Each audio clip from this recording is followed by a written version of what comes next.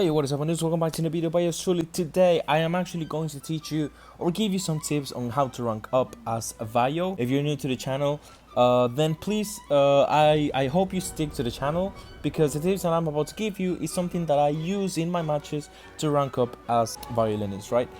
Hopefully you're gonna get something out of this, and if you by the end of the video end up liking it, please leave a like and sub maybe if you want to see more content like this, because I put out a variety of different content about Identity 5 if you like the game. And let's begin.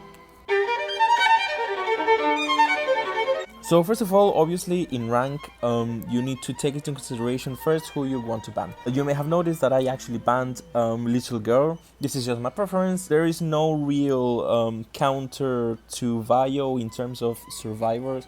Maybe could be, you know, those annoying ones like Seer and Perfumer. Enchantress not so much. You may want to ban them too. Coordinator really, for example, none of these people here actually counter Vio in a really meaningful way. Novelist, nothing to worry about. Prisoner, Coordinator, Postman, none of them. I don't usually bring assignments. I usually bring peepers. You need to, if you want to be, if you want to rank up as Vio. Oh, I didn't show you my build. Well, I'm going to show you in the next match. Because I'm going to make a list too. You really need to embrace the peepers, right? I've said this in plenty of videos of mine, but if you're new here, peepers are your friend as Vio. You really, if you are not used to using peepers on Vio, you really need to. You need to start doing it.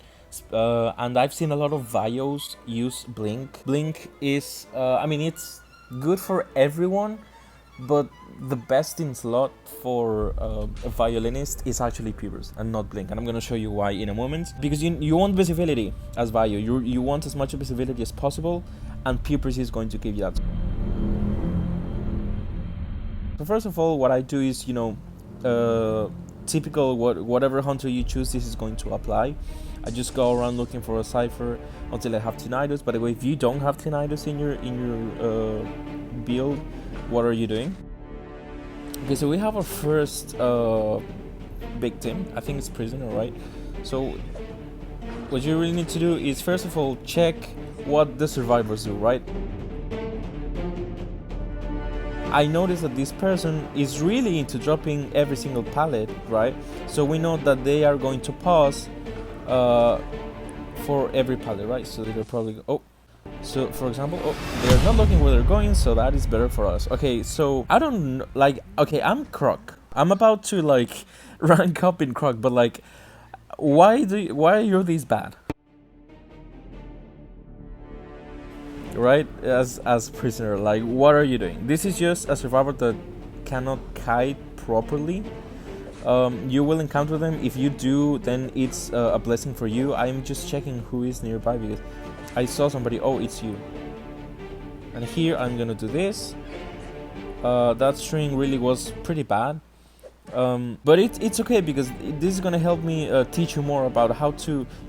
One of the things you really need to learn how to do is recognize your survivors. Like, you need to recognize how they play.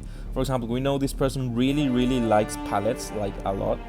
For example, they're probably not gonna look, and they're gonna jump the window, and here we go. You can. I already had that note ready. They didn't care, and they jumped the window anyway. So as a Vio main, you really, like, windows and pallets are your friend, because you get to you get to place notes really easily, right? The survivors are really predictable most of the time, and you if they are about to vault a pallet or a window, that is very helpful for you. Who is this? I think this is Novelist, right? Let's get ahead, and then let's also do this thing, and we should be good. Okay, neat. You may have noticed that I placed my string strategically, that even if I missed, I could still target the chair. Here what I'm gonna do is I'm gonna place a Novelist in the chair first, because prisoner is not that far away and he's not healing, and I don't really care. Here's the thing, right now I don't really care if Novelist gets rescued, because at least he already has one chair on him. So next time we find him, he is going to be one chair away from elimination, right? And there you go. Like, for example, if we had put prisoner on chair first, then okay, it probably would have been fine. But the more time a survivor spends on a chair, the better. And also, there was always a chance that Novelist would pick himself up or somebody would pick him up. What are you doing? Are you healing? Hello? Oh. Yeah. Hello, Novelist. How are you doing? Excuse me? What did you do? What did you try to do? What happened? Excuse me? Okay, sorry, I got confused for a second. And now, as I told you, because we already put Novelist on a chair, then we know that he can. That next time we put him on a chair is gonna be the time is gonna be less. The time that it takes for him to go or to be eliminated is gonna be less. And now, basically, I don't think anybody's gonna come rescue. Now we just really need to look for the wobbling ciphers. If you don't know how to do that, then here's how to do it. Look, for example, that cipher over there is wobbling. That means somebody's doing it. But we also have tinnitus, which means somebody's coming by. I just don't know who or where they are coming from even. I think yeah, hello. Oh. Yeah. I mean, I expected that. This was really poor of me because I didn't get behind the wall, but also, again, Novelist died already, right? He was eliminated, and it didn't matter that coordinator Gun does, because, again, we put him on a chair before we put Prisoner on a chair, which gave us a slight advantage, you know, not the best advantage in the world, but still a really good advantage. Now, I don't think I have a chair nearby here, so what I'm going to do is I'm just gonna drop her because I'm not gonna make it to that chair.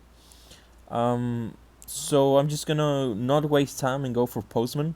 And this concept may seem strange to a lot of beginners, maybe, of dropping a survivor. You almost never do this, but you should really look.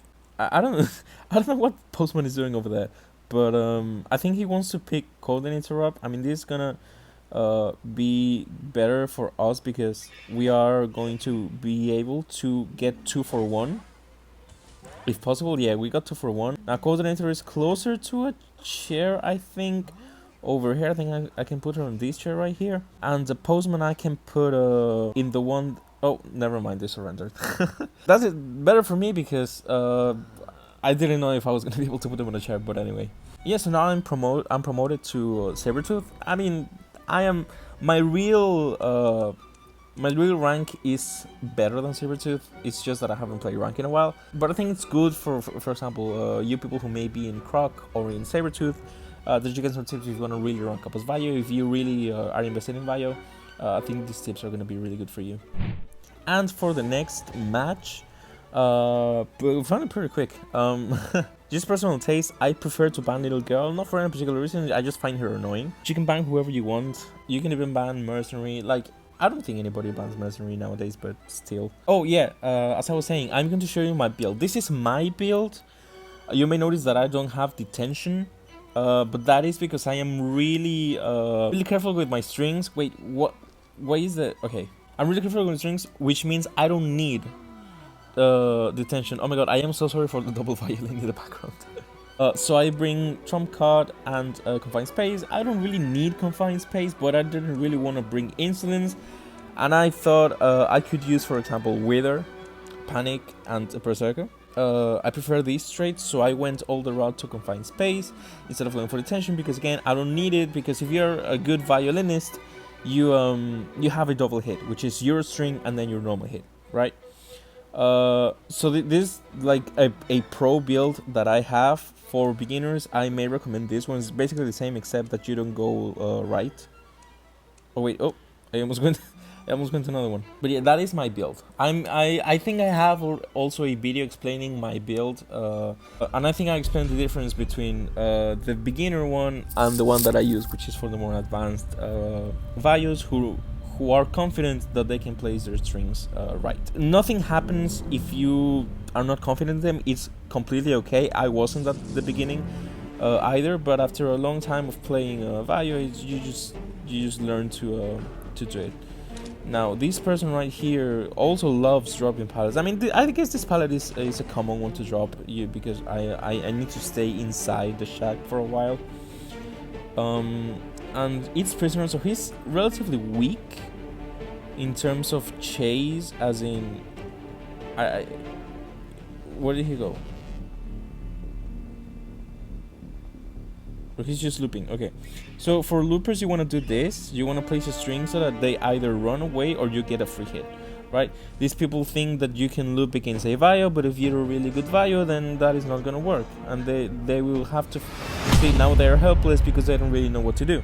So Vio is also really good against loopers. Like if you are annoyed by that, for example, if you're a Percy main, first of all, why? Second of all, I am so sorry. And Vio is a really good alternative to that, right? You saw that if you place your string strategically, you can make them either run away to stop the loop or get a free hit, right? And you don't even have a recovery because it's... Oh, let me try to get a hit here. I know she's gonna make it to prisoner, but I think I can do this and hit both of them. Okay, I only hit her, and I'm gonna hit... No, okay. I wasn't able to hit her again, but it's completely fine. At least we know now that Psychologist is 1 hit away. Like, if it had... Oh, okay, so these people are a little bit more advanced in terms of Ciphers and everything. So he wanted to loop right there, but it didn't work. I misplaced the string horribly, by the way. I am so sorry you had to see that. Let me hit you. Oh. Okay, now he dropped that pallet. Now we don't have to worry about that, and we can just place this person right here on this chair. So what I'm gonna do now is I'm gonna try to hit a painter. You may notice that he's making a painting, which I'm gonna try to evade. Exactly. Now I don't know if you knew this, but if you look away from the painting, like your camera is looking away from the painter, it will not affect you, right? And now we can do this. Get almost a free hit.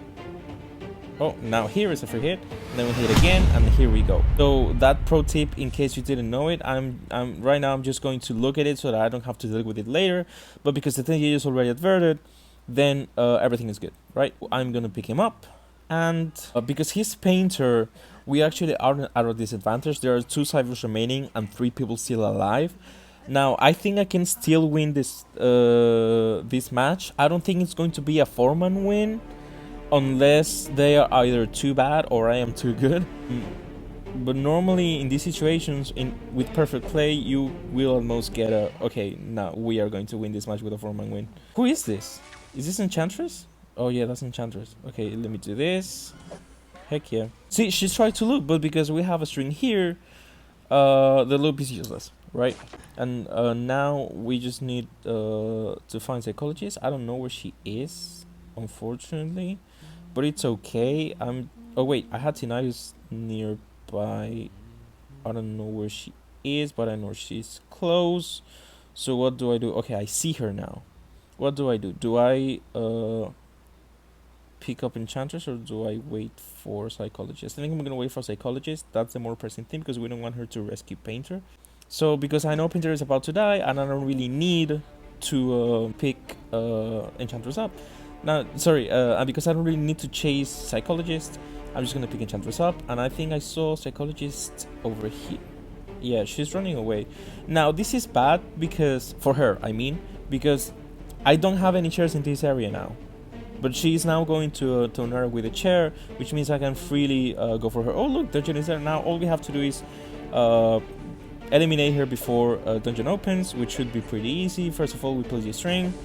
And now, even if she dodged it, we are way closer now, and we should be winning this match now in a 4-man win. She's not even struggling, and now they surrender. Okay, so this is kind of like how I think during a match. Okay, I think out loud what's going on during a match. This is how a you could say a pro Vio thinks, right? I'm talking to you what I'm thinking, and hopefully you will get something out of it, right? These are just small tips. There's a lot more going on in my mind that I can't really speak because it's a lot. Like as a hunter, you really need to take a lot of things into consideration. And that is all for today. I hope you all enjoyed the video. If you're new here, please subscribe and consider liking the video if you enjoyed it. Hopefully you took something out of these tips, and if anything, I'm probably going to continue making more videos about this, more in depth, about more specific things, which I hope you will see if you actually want to make your Vio the best there is in the entire game. So thank you all so much for watching once again, and I'll see you in the next one. Peace.